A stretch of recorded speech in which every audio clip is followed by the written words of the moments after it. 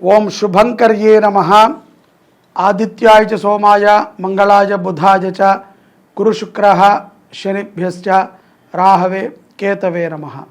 గురు బ్రహ్మ గురుర్విష్ణుః గురుర్దేవో మహేశ్వరః గురుః సాక్షాత్ పరబ్రహ్మ తస్మై శ్రీ గురవే నమః. అస్మత్ శ్రీ గురుచరణారవిందాభ్యాం నమః.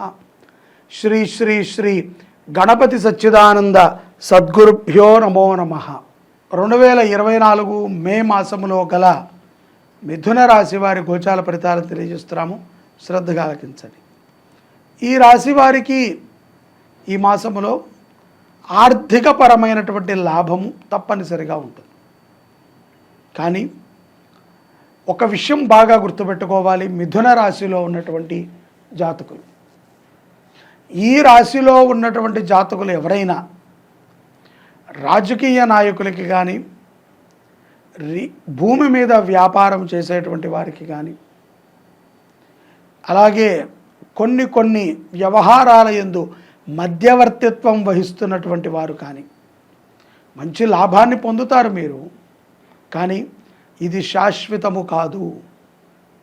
ఇప్పుడు ఈ 3 పనుల మీద ఎవరైతే గనక లాభాన్ని ఆర్జించి ఆనందంగా ఉన్నారో అటువంటి వారు అతి త్వరలో మీరు చాలా కష్టపడాల్సి వస్తుంది. కాబట్టి మోసపూరితమైనటువంటి సంపాదన మీద దృష్టి పెట్టవద్దు. భూమి కూడా ఎందుకు చెప్పారండి అంటే కనుక ఒకటే కారణం, మోసము చేసి భూమిని అమ్మవద్దు. అక్కడ అలా ఉంది, ఇక్కడ ఇలా ఉంటుంది, పెద్దది వచ్చేస్తుంది, మీరు పెట్టుబడి పెట్టండి అని ఆశ చూపి భూమిని మీరు గనక విక్రయించగలిగితే ఆ శాపము అంతా ఇంత మనకు తగలదు.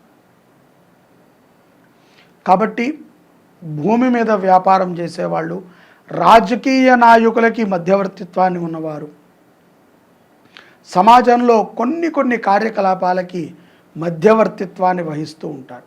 ఈ పని చేస్తాం, ఆ పని చేస్తాం, పెద్దవాళ్ళని కలుపుతాం, ఏదో అది అని మధ్యవర్తిత్వము వ్యవహారము చేసేటువంటి మిథున రాశి జాతకులు తస్మాత్ జాగ్రత్త. లాభదాయకంగా ఉంటుంది వ్యాపారవేత్తలకు కానీ, ఉద్యోగస్తులకు కానీ. గోచారము రీత్యా ఆదాయం అవకాశములు చాలా ఎక్కువగానే మిథున రాశి వారికి మే మాసములో గోచరిస్తున్నాయి. అలాగే స్థిరమైనటువంటి ఆస్తులని కూడా కూడబెట్టుకుంటారు. ఆడవారి పేరు మీద భూమిని కానీ, ఇల్లు కానీ, ఏదో ఒక పెద్ద అమౌంట్ కానీ వారి పేరు మీద ఫిక్స్డ్ చేయటం జరుగుతుంది. కాబట్టి ఆడవారికి కూడా ఆదాయమైనటువంటి మాసమే ఈ యొక్క మాసం. ఏ పనిని చేసినా, మీరు ఎటువంటి కార్యకలాపాలని నిర్వర్తన చేసినా శ్రద్ధ అనేటువంటిది చాలా అవశ్యం. శ్రద్ధ లేకపోతే ఏముందిలే, మనదేముంది, గోల్డెన్ హ్యాండ్ అని మనం అనుకుంటే అది ఇప్పుడు ఐరన్ హ్యాండ్ అవ్వచ్చు. చాలా పెద్ద ప్రభగా వెలిగినటువంటి వ్యక్తులు కూడా అవమాన పాలయ్యేటువంటి సందర్భాలు ఉంటాయి. కారణము ఒకటే, అపారమైనటువంటి అతి విశ్వాసం. అతి విశ్వాసం వలదు. విద్యార్థులు కూడా అతి విశ్వాసముతో చదవకండి.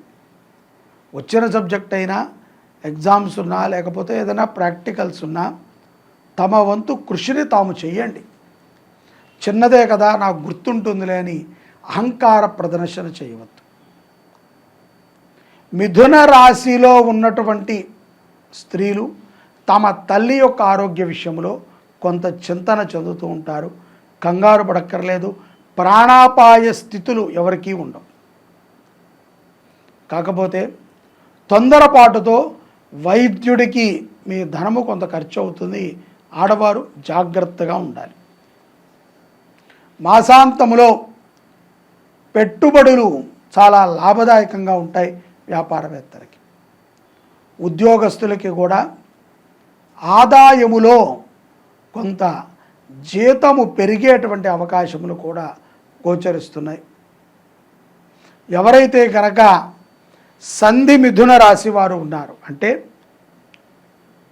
అటు మేషరాశి మిథున రాశి మధ్యకాలంలో పుట్టినటువంటి వారు, కర్కాటకము మిథునం మధ్యలో పుట్టినటువంటి వారు, ఈ సంధి కాలములో పుట్టినటువంటి వారికి కూడా లాభదాయకమే. ద్వితీయార్థములో శీతల పానీయాల వల్ల కొంత అనారోగ్యం చూడాల్సి వస్తుంది, కానీ అది తాత్కాలికమే, పర్మనెంట్ కాదు.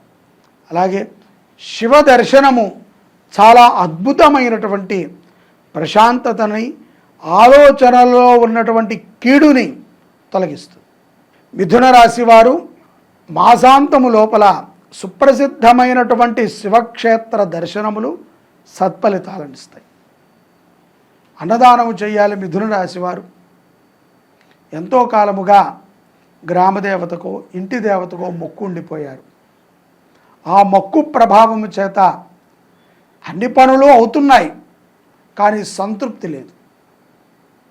తృప్తికరమైనటువంటి జీవనం గడపట్ల ఆ రోజున తప్పనిసరిగా మీరు ఇచ్చినటువంటి గృహదేవత గ్రామదేవత మాట మీకు స్మరణ వస్తుంది. అయ్యో ఈ పని చేసుంటే బాగుండేది.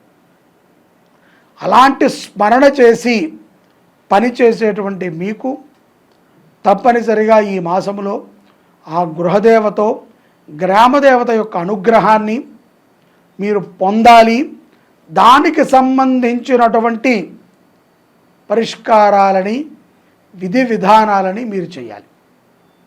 కాబట్టి మిథున రాశి జాతకులు ఈ యొక్క మాసంలో శివారాధన విశేషం.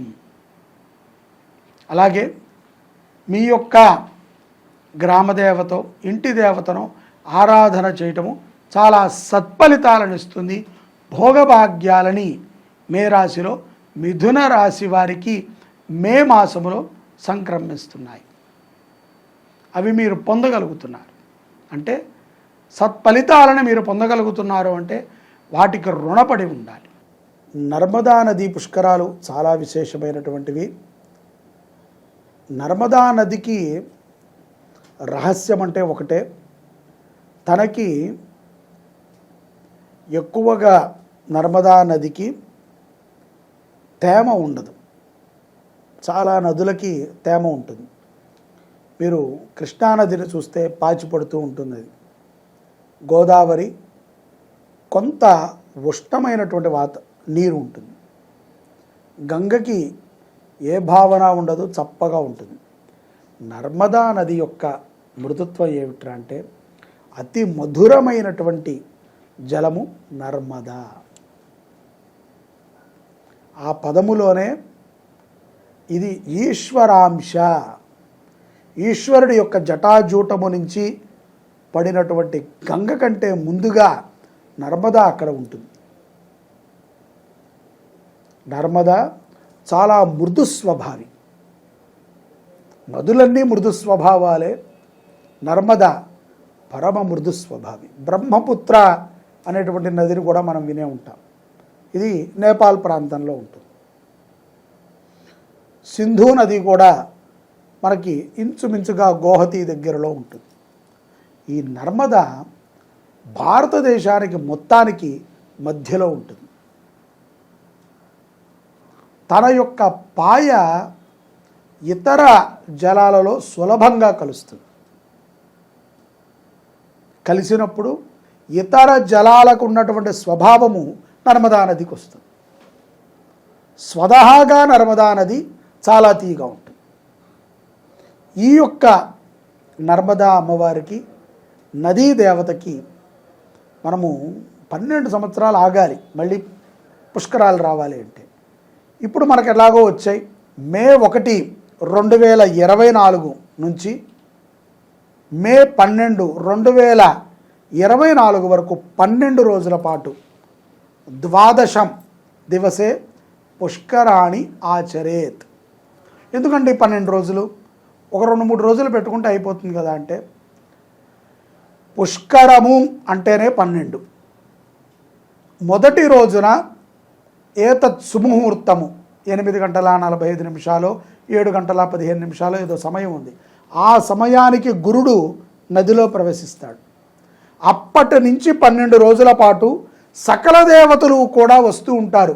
వారి వారి కార్యాచరణ తీరిన తర్వాత నిదానంగా వచ్చి స్నానాలు చేసి అనుష్ఠానాలను చేసుకుని వెళతారు. ఈ 12 రోజుల పాటు ఎక్కడెక్కడెక్కడెక్కడో ఉన్నటువంటి వారు రాలేరు. కాబట్టి మనము వారందరి పేరు మీద 27 నక్షత్రాల కోసమని, 9 గ్రహాల కోసమని, అలాగే పితృదోష నివారణ కోసమని మనము నక్షత్రపూర్వక నవగ్రహ రుద్రయాగాన్ని చేస్తున్నాం. ఇది ఎప్పటి నుంచి? మే 3వ తారీఖు నుంచి 2024 మే 3 శుక్రవారం నుంచి 2024 మే 12 ఆదివారం వరకు జరుగుతుంది. ప్రతిరోజు నవగ్రహ హోమం, ప్రతిరోజు రుద్రహోమం, మీ గోత్రనామాలతో నక్షత్ర జపం. మీరు కోరుకుంటే గనక మీరు రుసుము చెల్లిస్తే మీ పేరుతో ఆ రోజు అన్నదానం కూడా చేయిస్తాం. ఇది గొప్ప అవకాశం అండి.